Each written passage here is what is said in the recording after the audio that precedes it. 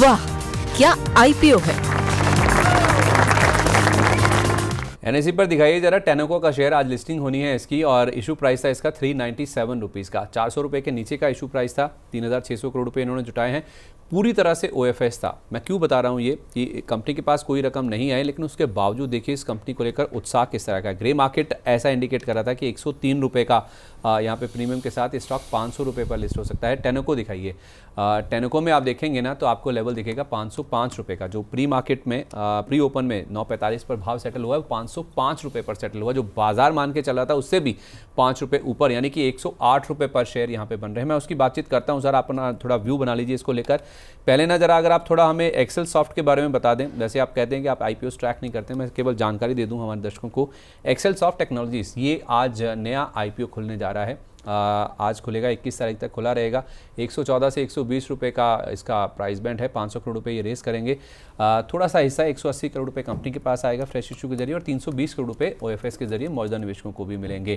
तो 26 तारीख को इसकी लिस्टिंग होने की एक्सपेक्टेशन है। अच्छी बात यह है कि इस कंपनी को लेकर भी ग्रे मार्केट में एक्टिविटी है। 15 रुपये के आसपास पर शेयर ग्रे मार्केट देने को तैयार है, और 120 वाला ये शेयर 135 रुपये पर लिस्ट हो सकता है। सर इफ इन केस आपने पढ़ा हो इसके बारे में? सर मैंने ज़्यादा कुछ फंडामेंटली स्टडी नहीं किया, लेकिन जितना ग्रे मार्केट प्रीमियम चल रहा है और मार्केट का जो माहौल है, एक बार लगता है कि 15 to 16% एक बार यहाँ पे ग्रे मार्केट प्रीमियम मिल सकता है। और जिनके अगर किसी को अप्लाई करना है तो बिल्कुल आप अप्लाई करके जा सकते हो। ठीक है, तो पूरा कर दें सर 2 लाख रुपए, या फिर आप कहेंगे एक लॉट ही लें? नहीं, एक लॉट आपको अप्लाई करना चाहिए, ज़्यादा पूरा इन्वेस्ट नहीं करना चाहिए। और सर अभी माहौल बहुत बढ़िया है, तो आपको लेके लॉन्ग टर्म के लिए मैं नहीं सजेस्ट कर रहा हूँ, लेकिन शॉर्ट टर्म अगर आपको नहीं भी मिलता है तो कोई प्रॉब्लम है ही नहीं। आपको फिर से वो जो लीन अमाउंट होता है, ब्लॉक अमाउंट होता है, आपको मिल जाता है। अगर बाई चांस अलॉटमेंट आ जाता है, अभी ग्रे मार्केट चल रहा है 15%, तो इमीडिएटली तो आपको 15-16% के आसपास का लिस्टिंग गेन भी मिल सकता है। बाद में अगर जीएमपी चेंज होता है तो और भी हायर प्राइस आपको मिलेगा देखने को। तो ऑब्वियसली एक लॉट 2 लॉट तो आपको अप्लाई करना चाहिए बिल्कुल। ठीक है, 120 वाला 135 रुपये पर लिस्ट हो सकता है। तो कुछ प्रीमियम यहाँ पे ग्रे मार्केट देने को तैयार है, तो उसको बनाने के लिए, पाने के लिए छोटी अवधि में पैसा आप 1-2 लॉट ज़रूर यहाँ पे लगा सकते हैं। पूरी एप्लीकेशन 2 लाख की लगाने की ज़रूरत नहीं है, केवल 1 या 2 लॉट लगाइए। अगर मिल जाता है तो यहाँ पे कुछ छोटी अवधि में आपको प्रीमियम बनता हुआ दिख सकता है। अब आइए जरा टेनेको एयरपेयर। ये 397 रुपये का इसका इशू प्राइस था, और 3600 करोड़ रुपये इन्होंने रेस किए हैं। पूरी तरह से ओएफएस था, कंपनी के पास कोई रकम नहीं आई है। और ग्रे मार्केट जैसे मैंने आपको बताया 103 रुपये प्रीमियम देने को तैयार था। 500 रुपये के आसपास लिस्टिंग की उम्मीद थी। 505 रुपये पर खुलने जा रहा है सर एनएसई पर। इसको रिस्पॉन्स देखिए काफ़ी अच्छा मिला था। 58-59 गुना के आसपास ये सब्सक्राइब हुआ था। और सबसे अच्छी बात, सबसे पॉजिटिव या फिर उत्साह देने वाली बात है ना, वो है क्यूआईबी की बुक। जरा इसके सब्सक्रिप्शन के नंबर्स दिखाइए किस तरह से ये सब्सक्राइब हुआ था। 166 गुना से ज़्यादा क्यूआईबी की बुक बनी है। ये वो निवेशक होते हैं जो संस्थागत निवेशक हैं, ज़्यादा समझदार हैं, ज़्यादा पैसा, ज़्यादा पेशेंस लेकर आते हैं, और इनको इसका बिज़नेस काफ़ी ज़्यादा समझ में आया और ये पैसा लगाने के लिए तैयार हैं। और ये छोटी अवधि के लिए नहीं आते हैं, लॉन्ग टर्म के लिए आते हैं, अच्छा व्यू लेकर आते हैं। और 40 गुना तो आप देखिए एनआईआई की भी बुक यहाँ पर बनी, यानी कि लिस्टिंग पर भी पैसा बनने की गुंजाइश थी। ये एनआईआई इस तरह से आते हैं छोटी अवधि के लिए। कई बार तो ऐसा होता है कि पैसा बोरो करके भी लेके आते हैं मार्केट में, तो इनको लिस्टिंग गेन के लिए ज़्यादा कोई भी आईपीओ ये अप्रोच करते हैं। तो ये साफ तौर पे दर्शा रहा था कि लिस्टिंग गेन भी होने और लंबी अवधि में भी पैसा बन सकता है। ये क्यूआईबी की बुक बता रही है। तो उस लिहाज से सर 105 रुपये अगर बन रहे हैं टेनेको में, ले लेना चाहिए, बुक कर लेना चाहिए। देखिए, there are 2 types of investors. एक है आईपीओ लिस्टिंग गेन के लिए पैसा इन्वेस्ट करते हैं। सेकंड है कि एज ए इन्वेस्टर्स आपको 3-4-6 महीने रहना है। मैं बोलूँगा अभी 27-28% के आसपास का लिस्टिंग गेन हो रहा है। अगर आपने लिस्टिंग गेन के लिए ही पैसा लगाया था तो फिर आप प्रॉफिट बुक करके जाइए। अदरवाइज एक बार सर जब भी अभी स्टार्ट हो गया 28%, इस 29%, अभी मुझे लगता है कि थोड़ा 10 मिनट वेट करना चाहिए, देखना चाहिए मार्केट कैसा रिस्पॉन्स कर रहा है, क्योंकि हमें चलना है मार्केट के साथ साथ। देखिए 29.56%, तो ओवरऑल मेरे को लगता है कि अगर आपने लिस्टिंग गेन के लिए यहाँ पे इन्वेस्ट किया था तो आपको प्रॉफिट बुक करना चाहिए। बाकी एक बार 15 मिनट में वेट करना पसंद करूंगा, 10 मिनट में वेट करना पसंद करूंगा। उसके हिसाब से भी एक स्टॉप लॉस मैं आपको दे के चलता हूँ। मैक्सिमम आपको 485 तक वेट करना है।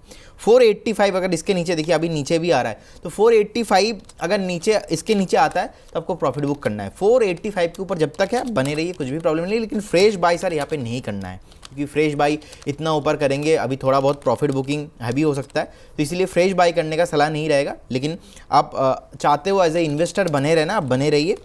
वही बताया कि अगर आप लिस्टिंग गेन पे प्रॉफिट लेते हो तो एज ए ट्रेडर 2-4 दिन, 1 दिन, 7 दिन का व्यू आपका है, आप बिल्कुल प्रॉफिट बुक करके जाइए।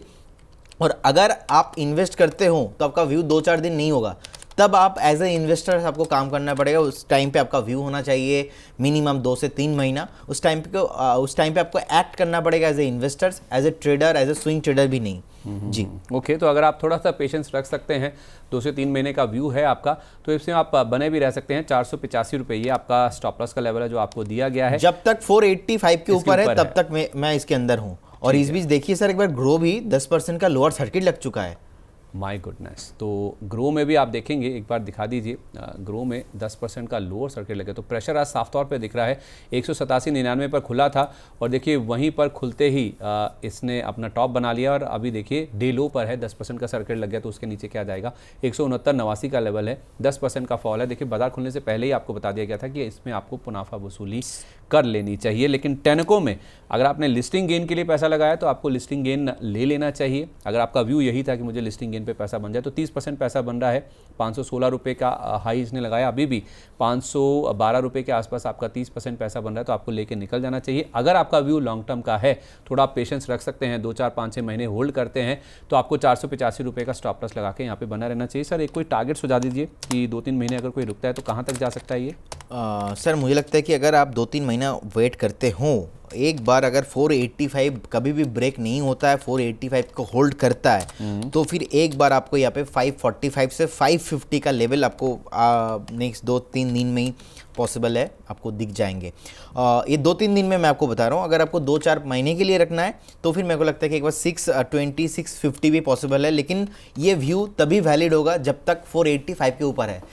अगेन 485 के नीचे आता है तो आपको नहीं रहना है। 485 के ऊपर जब तक है आप बिल्कुल बने रहिए। अभी डे हाई लगा रहा है, न्यू लिस्टिंग हुआ है, तो न्यू लिस्टिंग स्टॉक्स में वॉलेटिलिटी रहता ही है। सिंपल सर कहते हैं ना, जब तक है जान, जब तक है जान, तो जब तक है 485 मतलब जब तक 485 टूटता नहीं है ना, तब तक कोई दिक्कत नहीं है। यहाँ पर पॉसिबिलिटीज़ है कि 1 से 2 दिन में ही आपको 545, 550 के लेवल आ जाएं और 620, 650 तक भी ये जा सकता है, बशर्ते आप इसको 2 से 3 महीने का समय देते हैं। तो टेनको क्लीन एयर में काफ़ी क्लीन रिटर्न्स बन रहे हैं। ये थीम भी काफ़ी, आई थिंक इन्होंने टाइमिंग काफ़ी अच्छी करी। जब ये IPO खुला था तब भी मैं इसको डिस्कस कर रहा था, क्योंकि ये क्लीन एनर्जी से जुड़ा हुआ कामकाज करते हैं। तो अभी आप जहां आप बैठे हैं सर, आप हमारे साथ आके, वो तो आप जानते हैं ना 400 प्लस AQI है, जहां हम मानते हैं कि 100 के नीचे हो या 70 के आसपास हो तो ज़्यादा बेटर समझा जाता है। तो ये टाइमिंग काफ़ी अच्छी है। सर्दियों के आसपास अमूमन हम देखते हैं कि दिल्ली NCR में जो AQI ना काफ़ी ज़्यादा बिगड़ जाती है।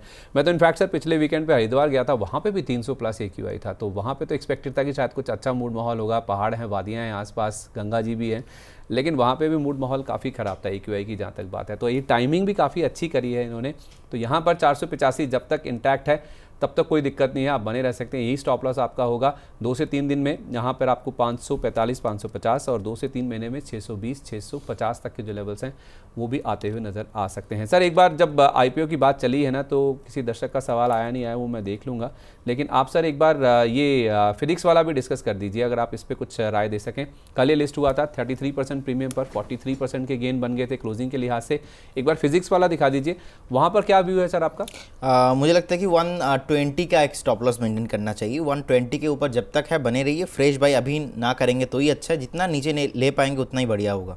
चलिए ठीक है, बहुत बढ़िया सर। तो इसमें भी 120 रुपये का स्टॉप लॉस लगा के आप बने रह सकते हैं और जितना नीचे मिले उतना ज़्यादा बढ़िया। वाह क्या IPO है।